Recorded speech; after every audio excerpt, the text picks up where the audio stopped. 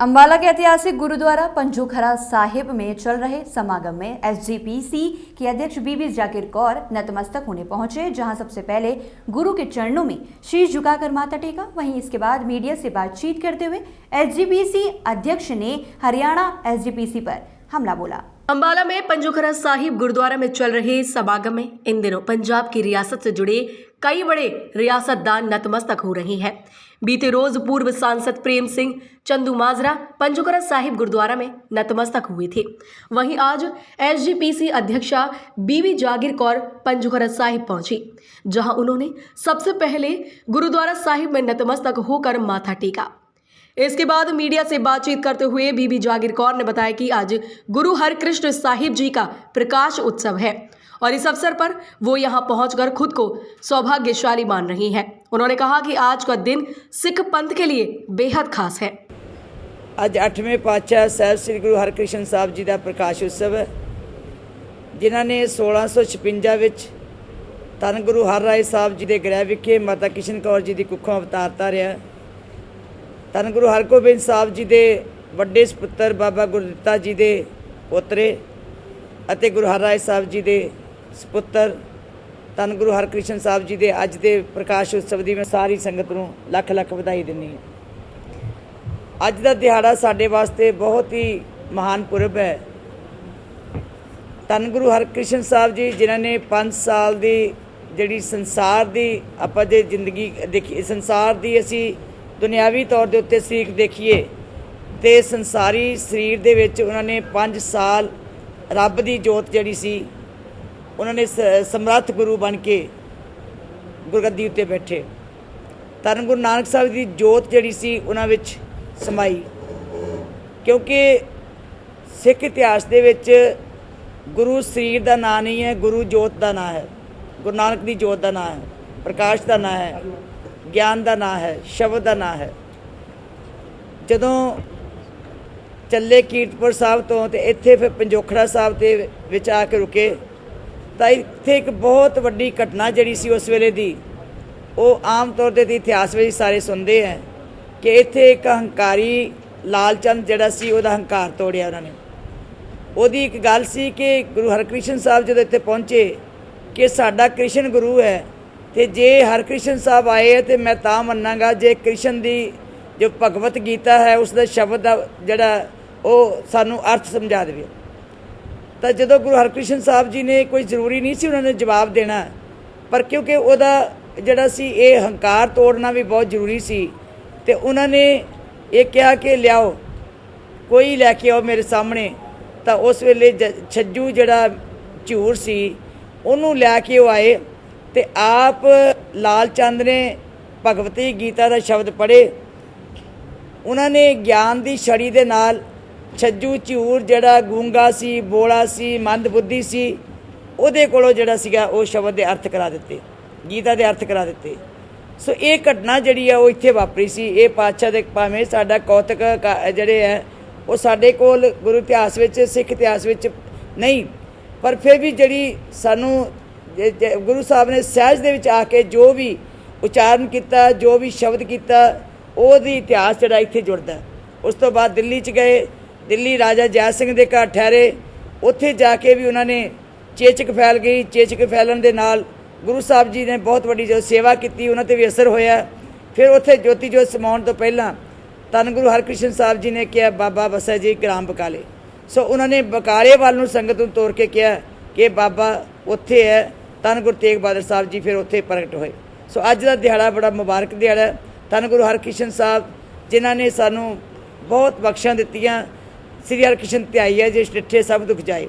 उन्होंने नाम लैन दे नाल ही, उन्होंने दर्शन करन दे नाल ही सारे जिहड़े दुख है, भावें हौमे का रोग है, भावें हंकार का रोग है, भावें कोई काम क्रोध की गल है, वो सारे रोग जिहड़े मनुख दे खत्म हो जाते जे असीं साहिब श्री गुरु हरकृष्ण साहब जी दीयां बख्शां प्राप्त करके आईए।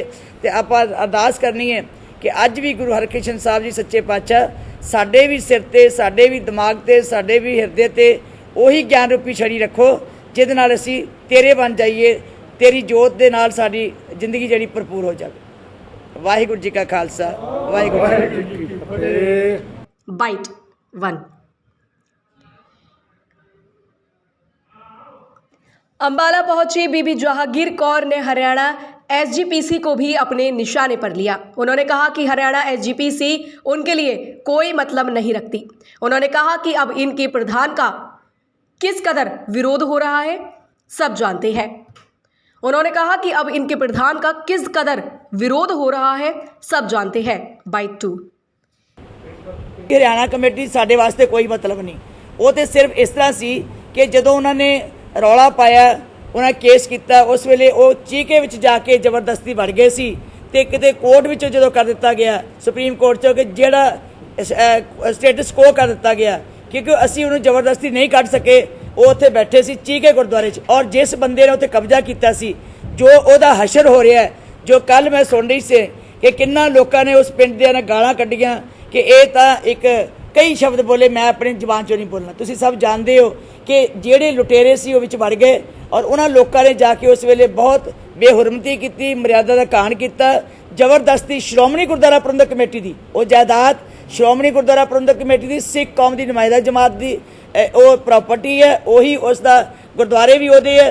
पर क्योंकि असीं समझते हैं कि कोई गल नहीं, जे सेवा संभालो करी जाते हैं, सानू इतराज़ नहीं आया, पर असीं जबरदस्ती नहीं करनी चाहिए क्योंकि कोर्ट का हुक्म सी।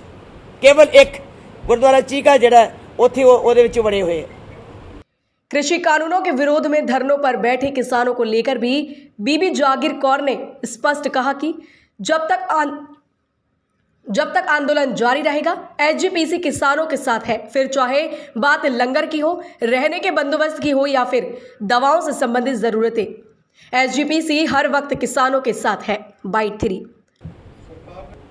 जब तक किसान किसी थां दे उत्ते बैठे, असीं हर थां दे उत्ते करते हैं। भावें लंगर की लोड़ है, भावें बिस्तरियां की लोड़ है, भावें रिहायश की लोड़ है, भावें दवाइयां की लोड़ है, असीं लगातार चला रहे हैं। पंजोखरा साहिब गांव में एसजीपीसी के अधीन चलने वाले खालसा कॉलेज में स्टाफ को बीते 1 साल से वेतन नहीं मिला। इस सवाल के जवाब में बीबी जहांगीर कौर ने कहा कि बीबी जहांगीर कौर ने बताया कि एसजीपीसी के अपने फंड्स के बलबूते ही कॉलेज और शिक्षण संस्थान चल रहा है। कोरोना काल गुरुद्वारों से होने वाली आमदनी पर असर पड़ा तो इसलिए वेतन नहीं दिया जा सका। इसलिए जल्द ही एसजीपीसी वेतन जारी रखेगा। लेकिन जल्द ही एसजीपीसी वेतन जारी करेगा। यहां फंड्स को लेकर जहांगीर कौर ने कहा कि फंड्स के मामले में ना तो हरियाणा और ना ही पंजाब सरकार एसजीपीसी की कोई मदद करती है। प्रातः दर्पण न्यूज के लिए पारुल गर्ग की रिपोर्ट। कोविड-19 करके सरकार ने हथ खड़े करते सी, उन्होंने 60% दी है एजुकेशन सैलरी साड़ी कई सैलरी, क्योंकि कोई भी कॉलेज साडा सैल्फ डिपेंडेंट नहीं है। सिर्फ 5 कॉलेज साडे सैल्फ डिपेंडेंट है, बाकी सारे कॉलेजां नूं सारी जिहड़ी देखो ड्यूटी तो बनती है प्राइवेट सारे कॉलेजां की कि सहयोग लैके बच्चों नूं वध तों वध लिया के उहदे विच जिहड़ी तनख्वाह पूरी की जाए। पर अफसोस, मैं ये अफसोस ना मैनूं कहना पै रहा कि कोविड के समय दे विच ना बच्चे ने फीसां दित्तियां, ना बच्चे आ सके, जिहदे करके तनख्वाह रुकीआं। और मैं इस वेले तक कोविड तो जदों दी मैं बनी है 8 महीने इस वेले तक 32 करोड़ रुपया मैं दे चुकी हैं, और 32 करोड़ रुपया साडा जो हो रहिंदा जो स्कूलों कॉलेजां दियां तनख्वाह देण वालियां। देखो श्रोमणी गुरुद्वारा प्रबंधक कमेटी भी केवल तो केवल गुरु घर दियां गोलका दे विच जिहड़ी सेवा हुंदी उहदे नाल चलदी है, जां कोई माड़ी मोटी जमीन का ठेका हुंदा उह तों चलदी है। यही कोई गुरु घर चों साडा दसवंध वापस नहीं जा रहा जे। 87 वाले सारे डिफाल्टर, जिहड़े साडा 25% असीं फंड लैना हुंदा, 85 के गुरुद्वारे चो कोई गुरुद्वारे चो फंड नहीं जा रहा। कह असीं दिन्ने सारे श्रोमणी गुरुद्वारा प्रबंधक कमेटी की आमदन केवल गुरुद्वारियां दा 25% है। 25% धर्म प्रचार लई ते 10% 15% जिहड़ा असीं लैने एजुकेशन का फंड। किसी भी गुरुद्वारे चो खास करके मैं समझदी है कि हरियाणे के कोई भी गुरुद्वारे चो शायद एक अद्धा गुरुद्वारा छड्ड के किसी चो साडा फंड अजे वापस नहीं गया। सो जिहड़े फंड आउणगे नहीं, जे संगतां घट आईयां, जे संगतां दी आमद घट होई, उत्थे फिर फंड भी घट आए। जो फंड घट आए, जदों गुरुद्वारे दे विच आएगा नहीं, सानू दसवंध मिलेगा नहीं, असीं लुट के तो किसी को देना रहे, असीं भी उन्हां विचों कढ के देना हुंदा। इस करके ਅਸੀਂ ਲੱਗੇ ਹਾਂ ਕੱਲ ਨੂੰ ਅਸੀਂ ਪਲਾਨ ਬਣਾਈ ਹੈ ਕਿ ਆਉਣ ਵਾਲੇ ਸਮੇਂ 'ਚ ਅਸੀਂ ਮੈਂ ਸੀਗਾ ਹੁਣ ਕੋਈ FD ਲੈ ਕੇ ਉਹਦੇ ਅਗੇਂਸਟ ਲੋਨ ਲੈ ਕੇ ਇਹਨਾਂ ਲੋਕਾਂ ਨੂੰ ਅਸੀਂ ਤਨਖਾਹ ਦੇਣ ਲੱਗੇ। ਤੁਸੀਂ ਸਾਡੀ ਜ਼ਿੰਮੇਵਾਰੀ ਹੈ ਕਿ ਜੇ ਕੋਈ ਨੁਕਸਾਨ ਹੋਇਆ COVID-19 ਕਰਕੇ ਭਾਵੇਂ ਇਹ ਮਿਹਨਤ ਇਹਨਾਂ ਨੂੰ ਕਰਨੀ ਚਾਹੀਦੀ ਹੈ ਔਰ ਵੱਧ ਤੋਂ ਵੱਧ ਆਮਦਨ ਪੈਦਾ ਕਰਨੀ ਚਾਹੀਦੀ ਹੈ, ਆਪਣੇ ਪੈਰਾਂ ਤੇ ਖੜੇ ਹੋਣਾ ਚਾਹੀਦਾ, ਪਰ ਫਿਰ ਵੀ ਅਸੀਂ ਸਮਝਦੇ ਸਾਡੀ ਲਾਇਬਿਲਿਟੀ ਹੈ ਕਿ ਅਸੀਂ ਇਹਨਾਂ ਦੇ ਰਿਸਪੌਂਸੀਬਲ ਹੈ ਕਿ ਸਾਡੀ ਸੰਸਥਾ ਹੈ। ਅੱਜ ਤੱਕ ਕਿਸੇ ਕਾਲਜ ਕੋਲੋਂ ਅਸੀਂ 1 ਰੁਪਈਆ ਨਹੀਂ ਕਦੇ ਲਿਆ, ਕਿਸੇ ਸਕੂਲ ਵਿੱਚੋਂ ਸਾਨੂੰ 1 ਰੁਪਏ ਦੀ ਆਮਦਨ ਨਹੀਂ ਕਿ ਕੋਈ ਕਾਲਜ ਕਹਿ ਦੇ, ਕੋਈ ਸਕੂਲ ਕਹਿ ਦੇ ਕਿ ਕਦੇ ਸ਼੍ਰੋਮਣੀ ਕਮੇਟੀ ਨੂੰ ਕਿਸੇ ਨੇ ਆਮਦਨ ਦਿੱਤੀ ਹੋਵੇ। ਅਸੀਂ ਫਿਰ ਵੀ ਇੱਧਰੋਂ ਉੱਧਰੋਂ ਅਸੀਂ ਫੰਡ ਲੈ ਕੇ ਜਾਂ ਅਸੀਂ ਲੋਨ ਲੈ ਕੇ ਇਹਨਾਂ ਦੀਆਂ ਤਨਖਾਹਾਂ ਦੇਣ ਵਾਸਤੇ ਵਚਨਬੱਧ ਹੋਏ ਹਾਂ। ਦੇਵਾਂਗੇ, ਸਾਡਾ ਪਰਿਵਾਰ ਹੈ, ਸਾਡਾ ਟੱਬਰ ਹੈ, ਅਸੀਂ ਨਹੀਂ ਚਾਹੁੰਦੇ ਕਿ ਇਹਨਾਂ ਨੂੰ ਨੁਕਸਾਨ ਹੋਵੇ। ਇੱਕ ਵੀ ਕਾਲਜ ਨਹੀਂ, ਅਸੀਂ 3 ਵਾਰੀ ਗਏ ਆ ਫਿਕਰ ਸਾਹਿਬ ਕੋਲ, ਨਹੀਂ ਇੱਕ ਵੀ ਕਾਲਜ ਨਹੀਂ ਜਿਹਦੇ ਵਿੱਚ ਹਰਿਆਣਾ ਗਵਰਨਮੈਂਟ ਨੇ ਕਦੀ 1 ਰੁਪਈਆ ਦਿੱਤਾ ਹੋਵੇ। ਔਰ ਸਗੋਂ ਸਾਡਾ ਮੈਡੀਕਲ ਕਾਲਜ ਜਿਹੜਾ ਚੱਲ ਰਿਹਾ ਮੈਡੀਕਲ ਹਸਪਤਾਲ ਉਹਦੇ ਵਿੱਚ ਸਗੋਂ ਅੜਚਨਾ ਪਾ ਰਹੇ ਨੇ ਕਿ ਕੋਈ ਮਨਜ਼ੂਰੀਆਂ ਨਹੀਂ ਮਿਲਦੀਆਂ। ਅਸੀਂ ਸਾਰਾ ਭਾਵੇਂ ਉੱਥੇ ਕੋਈ 4 ਕਰੋੜ ਦਾ ਬਜਟ ਲੱਗੇ, ਭਾਵੇਂ 5 ਕਰੋੜ ਦਾ ਬਜਟ ਲੱਗੇ, ਸਾਡੀ ਡਿਊਟੀ ਹੈ ਜੀ। ਮੈਂ ਇਹ ਨਹੀਂ ਕਹਿੰਦੀ ਸਾਨੂੰ ਕੋਈ ਆਸਾਨ ਨਹੀਂ ਹਰਿਆਣਾ ਸਰਕਾਰ ਨੂੰ ਜਾਂ ਪੰਜਾਬ ਸਰਕਾਰ ਨੂੰ ਜਾਂ ਭਾਰਤ ਸਰਕਾਰ ਨੂੰ। ਅਸੀਂ ਆਪਣੀ ਡਿਊਟੀ ਸਮਝਦੇ ਹਾਂ ਕਿ ਚਲੋ ਮੇਰਾ ਮਤਲਬ 8 ਕਰੋੜ ਹੋਵੇ 10 ਕਰੋੜ ਹੋਵੇ, ਜਿੰਨਾ ਅਸੀਂ ਦੇਣਾ ਅਸੀਂ ਦੇਣਾ, ਪਰ ਸਾਡੀ ਇੱਕ ਮਜਬੂਰੀ ਬਣੀ ਹੈ ਕਿ ਕੋਵਿਡ ਕਰਕੇ ਸਾਰੀਆਂ ਸੰਸਥਾਵਾਂ ਥੱਲੇ ਲੱਗ ਗਈਆਂ ਔਰ ਸ਼੍ਰੋਮਣੀ ਗੁਰਦੁਆਰਾ ਪ੍ਰਬੰਧਕ ਕਮੇਟੀ ਨੂੰ ਬਹੁਤ ਵੱਡਾ ਲਾਸ ਹੋਇਆ। ਸੰਗਤਾਂ ਦੇ ਨਾ ਆਉਣ ਕਰਕੇ ਵਿਦੇਸ਼ਾਂ 'ਚੋਂ ਨਹੀਂ ਆਈਆਂ, ਸਟੇਟਾਂ 'ਚੋਂ ਨਹੀਂ ਆਈਆਂ। ਹੁਣ ਕਿਤੇ ਸੰਗਤਾਂ ਮਾੜੀਆਂ ਮੋਟੀਆਂ ਖੁੱਲੀਆਂ ਨੇ, ਹੁਣ ਸੰਗਤਾਂ ਗੁਰੂ ਦੀ ਬਖਸ਼ਿਸ਼ ਹੋਈ ਹੈ। ਅਸੀਂ ਸ਼ੁਕਰ ਕੀਤਾ ਕਿ ਗੁਰਦੁਆਰਿਆਂ 'ਚ ਸੰਗਤਾਂ ਆਉਣ ਲੱਗੀਆਂ। ਅਸੀਂ ਕਿਸੇ ਤੋਂ ਫੰਡ ਨਹੀਂ ਲੈਂਦੇ ਜੀ, ਕੋਈ ਸਰਕਾਰ ਸਾਨੂੰ ਫੰਡ ਨਹੀਂ ਦਿੰਦੀ ਅੱਜ ਤੱਕ। ਕਿਸੇ ਸਰਕਾਰ ਨੇ, ਭਾਵੇਂ ਪੰਜਾਬ ਸਰਕਾਰ ਹੋਵੇ, ਭਾਵੇਂ ਹਰਿਆਣਾ ਸਰਕਾਰ ਹੋਵੇ, ਭਾਵੇਂ ਭਾਰਤ ਸਰਕਾਰ ਹੋਵੇ, ਸਿਰਫ ਅਸੀਂ ਪਰਮਿਸ਼ਨ ਹੀ ਲੈਂਦੇ ਹਾਂ। ਕੋਈ ਕਾਲਜ ਨੂੰ ਅਸੀਂ ਏਡਡ ਕਰਾਉਣਾ ਹੋਵੇ, ਕੋਈ ਨੂੰ ਅਸੀਂ ਐਫੀਲੀਏਸ਼ਨ ਕਰਾਉਣੀ ਹੋਵੇ। ਹਾਂ, ਕੁਝ ਕਾਲਜ ਨੇ ਜਿਹੜੇ ਸਾਡੇ ਪੰਜਾਬ ਦੇ ਵਿੱਚ ਏਡਡ ਕਾਲਜ ਹੈ ਪਹਿਲਾਂ ਦੇ ਬਣੇ ਹੋਏ, ਉਹ ਏਡ ਦਿੰਦੀ ਹੈ ਗਵਰਨਮੈਂਟ। ਬਾਕੀ ਕਾਲਜਾਂ ਦੇ ਉਹਦਾ ਕੋਈ ਅਸੀਂ ਗਰੰਟਰ ਨਹੀਂ ਲੈਂਦੇ।